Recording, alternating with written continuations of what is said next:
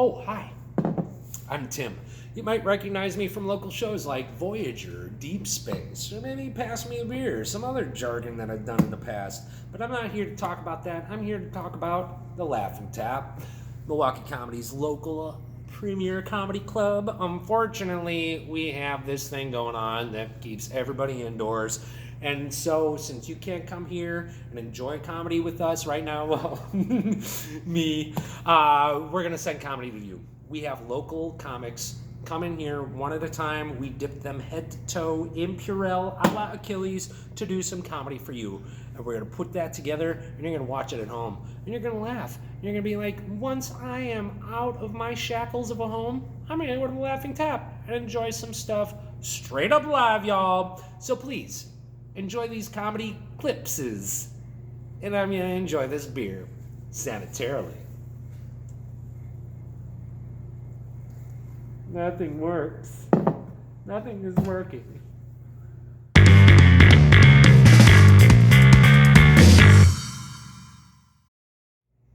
All right, yes, here back at the Laughing Tap.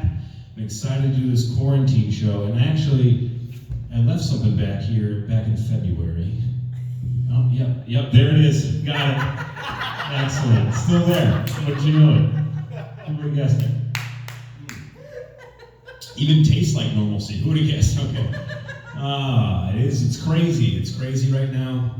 I have friends who are like, AJ, can you believe it? Can you believe that this is happening in the greatest nation in the world? Can you believe this is happening to our healthcare system?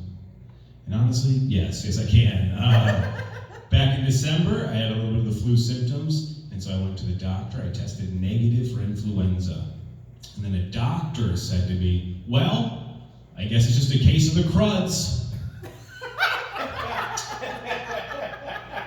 And then I paid her $122. And that is the angriest that I've ever walked out of a doctor's office that was inside of a CVS. Yeah, it's like you ever been to a truck stop and then find out there's a McDonald's inside? Basically where I go to the doctor, all right? I feel like rich people will be surprised. It wasn't technically a doctor's office, it was a minute clinic.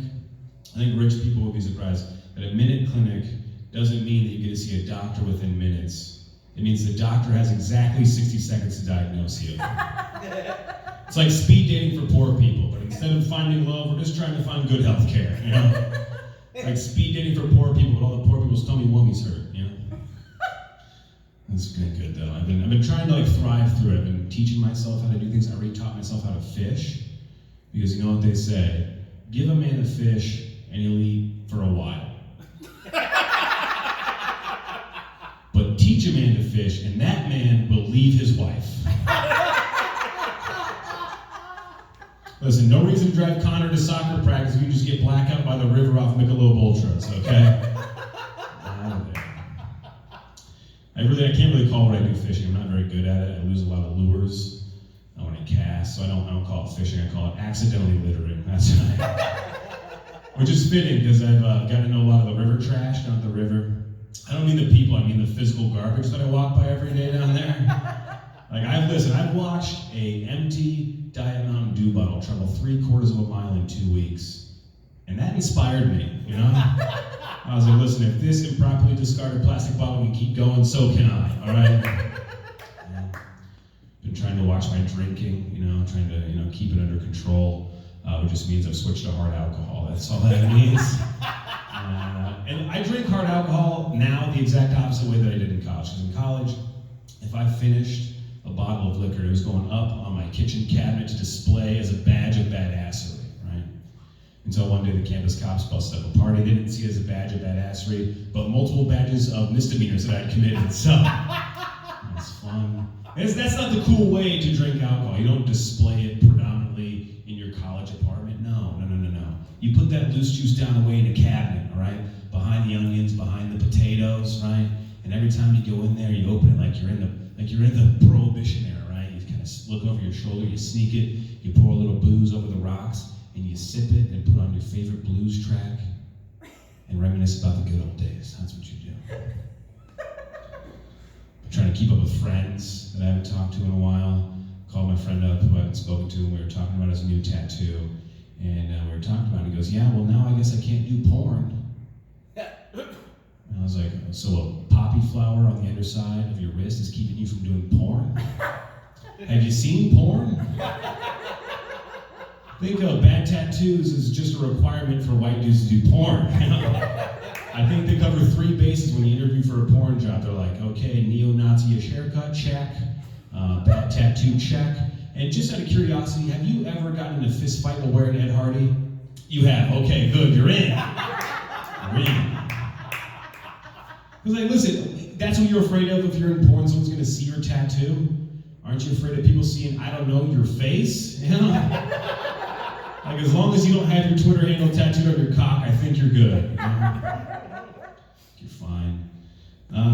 Real quick, just my last thing here. I just want to say, if you're on Facebook, maybe you're watching on Facebook, and if you're on Facebook, you are in an abusive relationship with Facebook. Okay? We all spend a ton of time on Facebook, and Facebook is doing the bare minimum to keep us around. All right? I was on Facebook and I got a message. It was like, AJ, welcome to the new Facebook. It's easier to find things, and also the text is bigger. And I was like, honestly, the text size is not a problem that I have with your Facebook. And I wanted to tell Facebook what was wrong with it, so I took a survey and they asked me. One of the questions was, what do you think about the text? And I was like, the text is fine, Facebook. What I want you to do is stop sharing all my personal information to mega corporations who now know everything about my day-to-day life. Right in the middle of that tirade, it turned to 10 o'clock, and Facebook was like, whoa, hold on. Why don't we switch over to Facebook Dark, give those eyes a rest. I know you've had a long day looking at political articles that your family members have shared from Russian bots, but get some rest, you know? All right, I'm AJ Grill. Thanks. See ya. I put a bra on for this, so a lot of people talk about their lost liberties and things like that online, but no one knows it like a woman who's had to wear a bra after 40 days of free nipping it. I mean, it's been nice, to say the least. It's like, I will say quarantine isn't doing really any good for me with my feminism, because I'm gonna have to pretend that I don't want to be barefoot at home in the kitchen every day when this is over. And I realized I'm not the woman I thought I was. I really, really am not. Oh. You guys remember holidays? Oh, the holidays. I thought I would miss them more, and I really haven't during coronavirus. I wasn't bummed about Easter. I was pretty pumped to actually miss it. I don't like the holidays for 2 reasons. One, I like what happens in between conventional holidays. I call them internet holidays. Yeah, do you guys know what I'm talking about? National Coffee Day. Do you guys remember coffee? National Cheese Curd Day. Like years ago, there were these little balls of cheese. We don't get those anymore. But I like the internet holidays more because one lined up after the other. And the result is you get really weird combinations. A few of my favorites I will share with you now. Back in January, we had a day called Blue Monday. Sounds cute, it's not. It's the day in America one man calculated the most people commit suicide. Oh no. But don't worry, because the next day, National Hug Day. If you made it. Right now kind of feels like every day is a Blue Monday. It's a Blue Monday year. My other favorite combinations in November is November 20th and November 21st. And I like these because one primes you for the other. November 20th is National Fast Food Day. November 21st is National Adoption Day. And I think that's great. You got fast food, adoption. You want something, but you don't want to make it, right? And then you get it, but you regret it. And now during quarantine, fast food and kids are 2 things you can pick up curbside.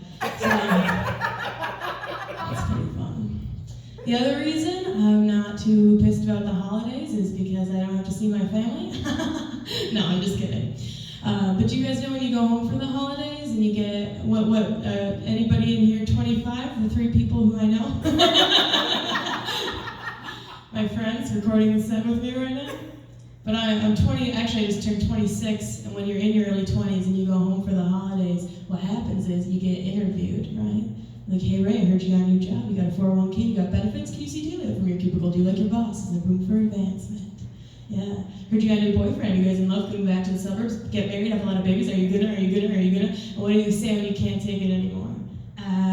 You don't have to have it all figured out. Fuck you. Because you can't do that back at 26, I could be like, hey, Uncle Bob, how was the second wife, you know? Your kids like her as much as their real mom? Her pop-pop got diagnosed, something his prostate might be genetic. You nervous? You don't have to have it all figured out. I've been quarantined now. I'm really grateful to be quarantined alone in my own place. Because not too long ago I had roommates, and not too long ago I actually got a new roommate. Yeah. A new roommate who brought a couple surprising things, interesting, one might say. Brought an Xbox, yeah. Brought a keyboard, yeah. Brought a 4-year-old. No, thank you. I will say this, having a child in the house has shown me that if I ever do decide to become a mother, I'm going to be exactly the kind of mother I always thought I would be, absent. So, I actually don't mind children, but what I do mind is new parent culture, right? New parent culture. It's when people say insane things about their kids because they love them that are just not realistic. Like one thing people say is babies are miracles. Oh, babies are miracles. Babies are not miracles. Miracles by definition are what? Rare, okay? Surprising and inexplicable, okay? Your baby's not rare. Might have been a surprise to you, but it's not inexplicable. We're all here for the same reason, and that reason is that your dad fucked your mom. Unless you got a hyphenated last name, in which case you're here because your mom fucked your dad, so. All right, you guys, stay safe, stay home, whatever the hell you want to do, I guess. It's the end of the world.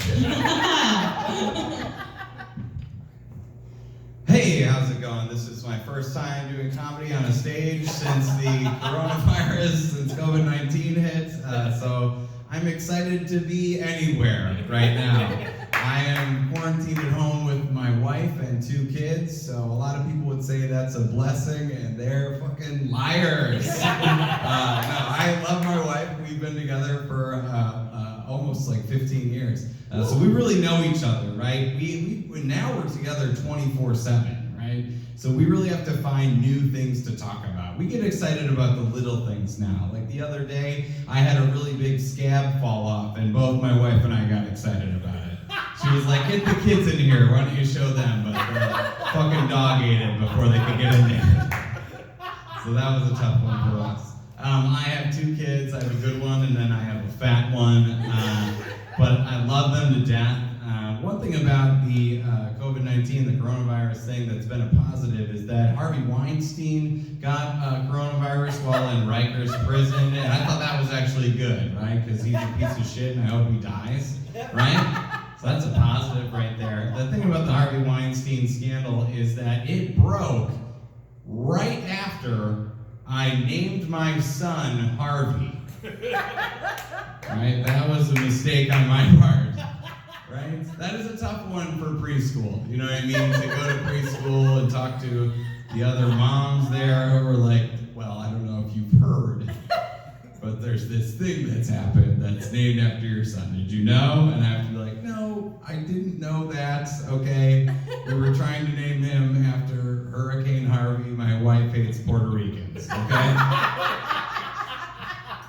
It is tough to have a kid that has a controversial name, but I think that's not going to be a problem for our next child, who we just named Jeffrey Epstein, Houston Astros. So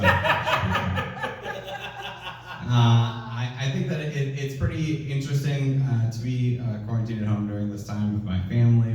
Luckily we have a dog. We have a dog, which is pretty fun. It's cool to clap. Where are my animal lovers amongst the 2 people here? Oh, they all love animals. They all, unbelievable audience here tonight. They all agree with everything I say. It's great to be at home with a dog. My wife, she's an animal part to it, T. She used to send me, this is true, she would send me a picture of a dog from the Humane Society once a week, a dog that she was like, we gotta save him, we gotta save him, and they were all male. We gotta save this dog. And this is absolutely true. 2 weeks in a row, my wife sent me 2 different dogs, both of which had no eyeballs. That's a fact, that is true. One dog, I don't remember his name, let's call him Patches. My wife was very keen on us picking out this dog. But God bless the Humane Society, because they're trying to move these fucking dogs. And they were like, Patches, what he lacks in eyesight, he makes up for in smell. I was like, holy shit, you mean like every other fucking dog ever? You gotta save this fucking dog.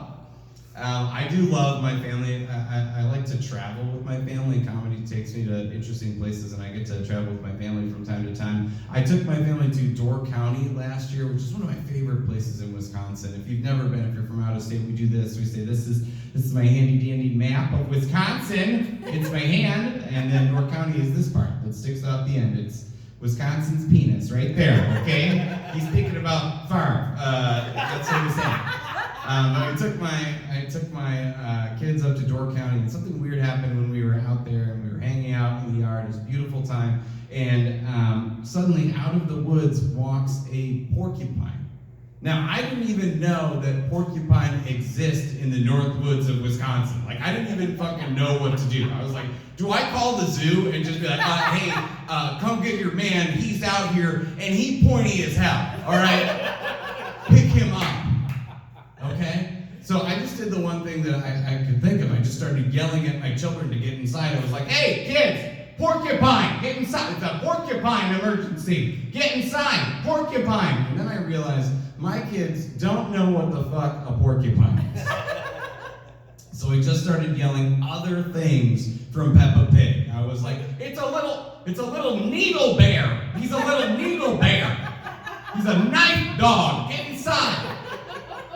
God bless it, my children, they came inside, and I felt like, Father of the Year, because usually I'm the type of dad who is like what you might call a let it go dad, right? Like Frozen 1, let it go. You know what I mean? Like if my kid's about to take a bite of a really hot chicken nugget fresh out of the oven, I let that go, right? He's only gonna do it once, and he's gonna burn the fuck out of his mouth, right? And if my kid's about to take a sip of my brandy old fashioned, I let that go. I say, give it a try. Maybe you'll shut the fuck up for a little while, right? Get a little peace and quiet in this quarantine. But you can't do that with a porcupine, right? Because I can't go to the preschool and be like, all right, this is my son, Jeffrey Epstein. He's got one eye and he's here to make a fucking friend, okay? But I defy you to find another preschooler who knows more about not touching porcupines than this little one-eyed psycho. Get out there, you little son of a bitch. All right, that's my time, you guys. Thank you so much.